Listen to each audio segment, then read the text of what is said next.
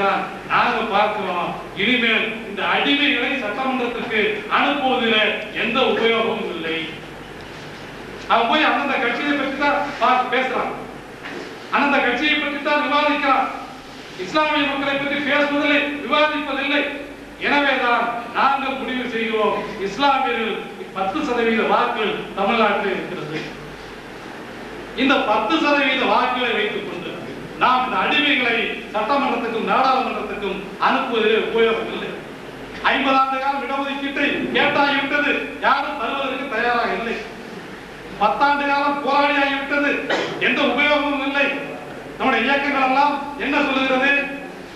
நாங்கள் இனிமேல் அரசியலுக்கு வரமாட்டோம், அரசியல் எங்களுக்கு தேவையில்லை என்று தொடர்ந்து இந்த இயக்கங்கள் எல்லாமே செய்து கொண்டிருக்கிறது. நான் கேட்கிறது எவ்வளவு காலத்துக்கு கேட்டுக்கொண்டே இருப்பது? காங்கிரஸ் இடத்திலே கேட்டோம், உபயோகம் இல்லை. அதுக்கு பின்னால் ஆண்ட மத்தியிலே ஆண்ட அரசியல் கட்சிகளிடத்திலே கேட்டோம், உபயோகம் இல்லை. செல்வதை தவிர எந்த வழியும் இல்லை. 50 ஆண்டு காலம் முஸ்லீம் லீக் தனித்து நின்று கடைசியில் என்ன ஆயிற்று? 2 உறுப்பினர்கள் அவர்களும் திமுக உறுப்பினர்கள் என்கிற நிலை தமிழ்நாட்டிலே வந்துவிட்டது. சரி, நம்முடைய இயக்கங்கள் அரசியலுக்கு போவார்களா? இல்லை, நாங்கள் அரசியலுக்கு வரமாட்டோம்.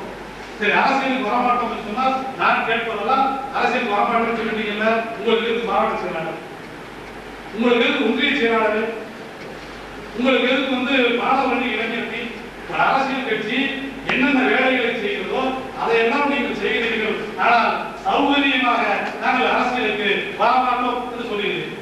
சரி, அரசியலுக்கு நீங்க வரமாட்டீங்க, எங்களை போன்றவர்கள் அரசியலுக்கு வருவதற்கு தயாராக இருக்கிறோம். எனக்கு முன்னாலே பேசிய நாசர் கேட்டாரு, அரசியல் சாக்கடை என்று சொல்கிறீர்கள்.